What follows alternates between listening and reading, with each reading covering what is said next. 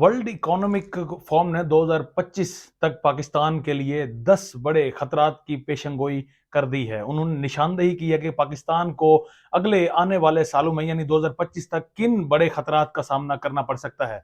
जबकि इसके अलावा नाजरीन अपने इस व्लॉग में आज गुफ्तगू करेंगे कि मुल्क को बेनजीर इनकम सपोर्ट की मद में 19 अरब का टीका किस तरह से लगाया गया और किसने लगाया, इस पर भी गुफ्तगू होगी। साथ में इलेक्शन कमीशन ऑफ पाकिस्तान के हवाले से भी उसका भी रिपोर्ट का एक जायजा लेंगे, उस पर भी गुफ्तगू करेंगे कि इलेक्शन कमीशन ऑफ पाकिस्तान ने आज जो एक बड़ा बोल्ड डिसीजन दिया है, उस डिसीजन ने नाज़रीन पाकिस्तान पीपल पार्टी को क्लीन बोल्ड कर दिया है। तो आज ये तीन मेरे पास से बड़ी खबरें हैं आप तक पहुंचाने के लिए। मैं हूं सकलैन हमाना, आप देख रहे हैं मेरा यूट्यूब चैनल।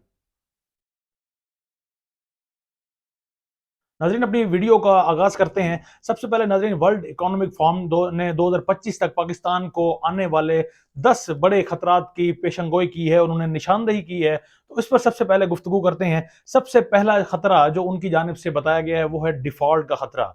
नाजरीन डिफॉल्ट के खतरे, डिफॉल्ट के हवाले से मुख्तलिफ चमगोइयां आपको सुनाई दे रही होंगी। डिफॉल्ट के हवाले से इमरान खान साहब आपको अक्सर बताते हुए नजर आते हैं, जबकि इमन के PMLN के लीडर मिफ्ता इस्माइल भी अब इस पर खुलकर बोल चुके हैं कि डिफॉल्ट का पाकिस्तान को इस बार वाजे तौर पर खतरा है।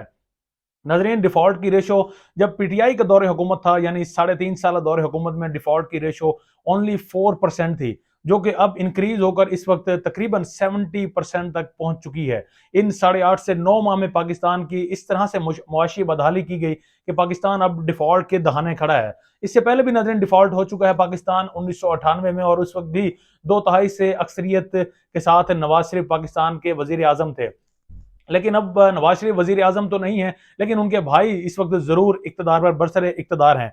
दूसरा नाजरीन बड़ा खतरा जो निशानदेही की गई है उसके मुताबिक अगले 2 साल तक पाकिस्तान को खुराक की कमी का सामना करना पड़ सकता है। ये नाजरीन वर्ल्ड इकोनॉमिक फोरम ने अपनी जो निशानदेही की है उन्होंने 2025 तक, उनमें दूसरा बड़ा खतरा इस वक्त पाकिस्तान को वाकई खुराक के हवाले से लाक है। और अब भी आप देख रहे हैं कि आटे का जिस तरह से बहरान चल रहा है, महंगाई की रेशो जिस तरह से दिन ब दिन बढ़ती हुई नजर आ रही है, आपको प्याज हो, टमाटर हो, आलू हो, सब्जी का कोई आइटम हो, दालें हो, उन सब का इस वक्त पाकिस्तान में बहरान बर्पा हो चुका है। तो ये अगली पेशंगोई है और ये भी सच्ची साबित इस वक्त होती हुई नजर आ रही है, ये जो निशानदेही की गई है। तीसरी नाजरीन जो अगला उन्होंने निशानदेही की है वो है साइबर सिक्योरिटी के हवाले से, कि पाकिस्तान को साइबर सिक्योरिटी के इस वक्त खतरात दरपेश होंगे। महंगाई का जिस तरह से मैंने जिक्र किया, पाकिस्तान को महंगाई के खतरात दरपेश होंगे मजीद, यानी महंगाई में इजाफा मुमकिन हो सकता है, जबकि पाकिस्तान मुआशी बहरान का शिकार होगा 2025 तक। और नाजरीन अगले उस आगे जान बढ़ते हैं कि पाकिस्तान को कर्जों के बहरान का भी सामना करना पड़ सकता है।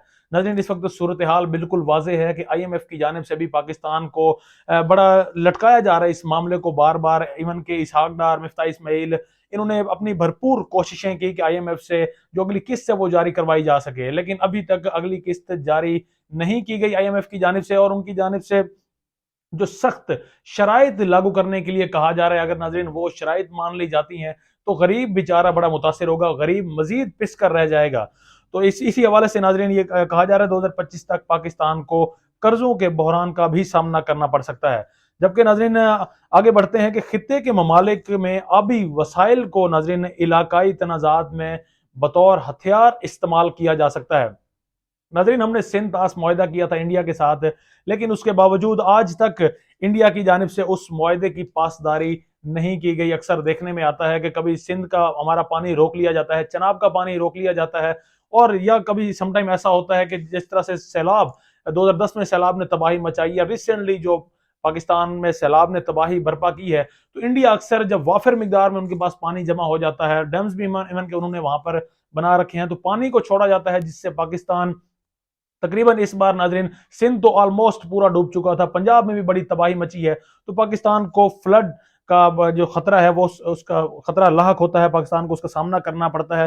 तो इसी हवाले से कहा गया है कि आबी वसाइल को इलाकाई तनाजात में बतौर हथियार इस्तेमाल किया जा सकता है। और इस वक्त नाजरीन आबी वसाइल का मामला इस वक्त पाकिस्तान और इंडिया के माबेन ही सबसे ज्यादा इस वक्त सरगर्म नजर आता है। नाजरीन इनकी रिपोर्ट में मजीद कहा गया है कि पाकिस्तान में इस वक्त जो सैलाब रिसेंटली आया उससे तकरीबन कोई 8 लाख एकड़ से जायद ज़रई ज़मीन तबाह हुई है। इजनास की इसी वजह से इजनास की कीमतों में भी इजाफा हुआ है, क्योंकि इस वक्त भी अभी तक सिंध से पानी खुश्क नहीं हो सका, पानी को नहीं निकाला जा सका। इसी वजह से गंदम की वहां पर जो पैदावार है वो बड़ी मुतासिर हुई है, दीगर जो अजनास हैं उनकी पैदावार बड़ी मुतासिर हुई है। और इसी हवाले से नाज़रीन जनेवा में एक मुआहदा, जिस तरह से जनेवा में हमने देखा कि पाकिस्तान के प्राइम मिनिस्टर शहबाज शरीफ गए, वो 200 अफराद को अपने साथ लेकर गए जनेवा में, और वहां से पाकिस्तान को तकरीबन $9.5 अरब की इमदाद भी मौसूल हुई है। इमदाद वो फ्रांस और दीगर ममालिक ने मिलकर इमदाद दी है। इवन के सऊदी अरब से भी पाकिस्तान को $1 अरब की इमदाद दी गई है। तो इसके बावजूद पाकिस्तान को मुआशी बहरान का 2025 तक सामना करना पड़ सकता है। अब नाज़रीन जरा इसमें बात कर लेते हैं इनमें कि डिफॉल्ट करने वाले ममालिक में क्या सिर्फ पाकिस्तान ही इस वक्त उस सफ में खड़ा है या दीगर ममालिक भी शामिल हैं। तो उसमें नाज़रीन इस वक्त इस सफ में सिर्फ पाकिस्तान नहीं बल्कि इसमें मिस्र, कीनिया, घाना, ट्यूनिस और अर्जेंटाइन भी, ये भी ममालिक इस वक्त शामिल हैं डिफॉल्ट में।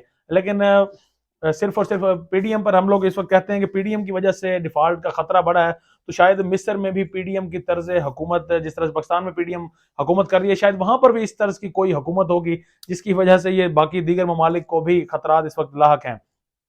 अब नाजरीन बढ़ते हैं कि बेनजीर इनकम सपोर्ट प्रोग्राम, जिसके तहत असल में जो ये मिशन जो स्टार्ट किया गया था, इसकी कोशिश यही थी कि जो गरीब है, गरीब तक रकम पहुंचाई जा सके, उसका 2 वक्त को उसको रोटी नसीब हो सके।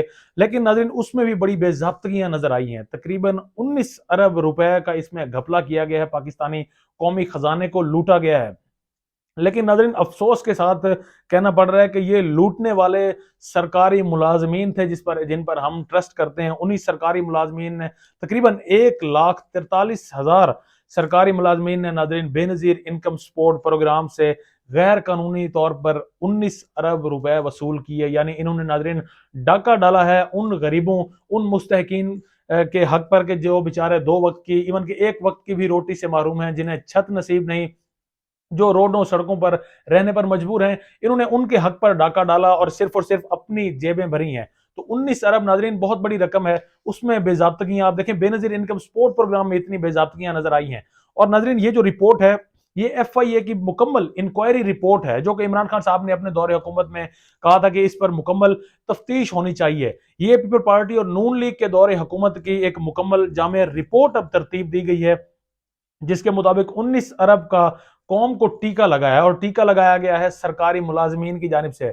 यानी सिर्फ आपके सियासतदान ही करप्शन में मुलविस नहीं है, बल्कि आपके गरीब से लेकर आपके निचले दर्जे से लेकर अपर, जितना अपर जो लेवल है हमारा, उन सब तक हम सभी इसमें खुद को करप्ट कहीं ना कहीं देखते हैं, महसूस करते हैं। यह करप्शन में जिसको जितना दांव लगता है वो उसमें उतनी दिहाड़ी लगाता है।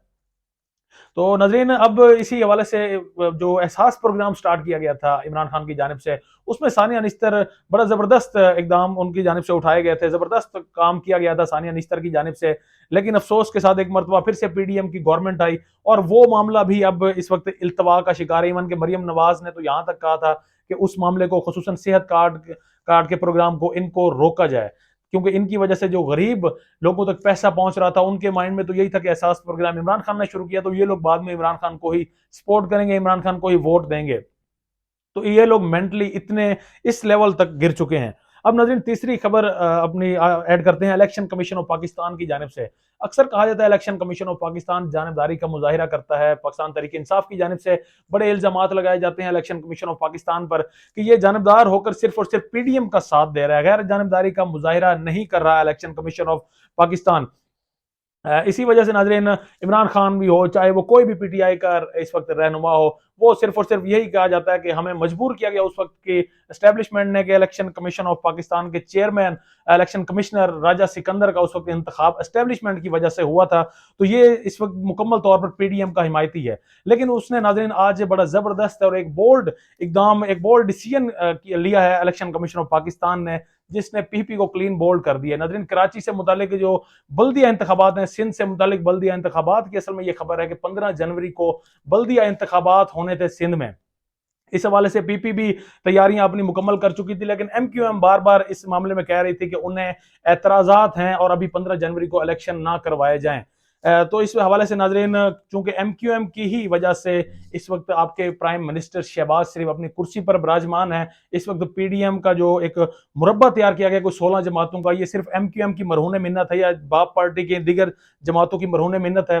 तो इसी वजह से अब उनको खुश करने के लिए सिंध हुकूमत, खसूसन पाकिस्तान पीपल पार्टी, उन्होंने रुख किया नाजरीन MQM का। उन्होंने उनसे बाकायदा मुज़ाकरात हुए MQM के साथ, और आखिर में यही तय पाया गया कि अब 15 जनवरी को इलेक्शन नहीं होंगे। लेकिन नाजरीन, इस मामले को इलेक्शन कमीशन ऑफ पाकिस्तान ने मुस्तरद कर दिया, इस एतराज लगा दिया है उन्होंने कि इस वक्त सिंध हुकूमत में जो कहा जा रहा है कि 15 जनवरी को इलेक्शन हो, तो अब इलेक्शन कमीशन की जानिब से कहा गया है कि ये आपका इस मामले को, आपके इस फैसले को नहीं माना जा सकता, क्योंकि ऑलरेडी डेट दी जा चुकी है। इस वजह से अब इलेक्शन 15 जनवरी को ही होंगे। और जमात इस्लामी की भी नाजरीन यही पहले ख्वाहिश थी कि इलेक्शन मुलतवी ना हो। तो अब ये बड़ा फैसला नजर आया नाजरीन इलेक्शन कमीशन ऑफ पाकिस्तान की जानिब से।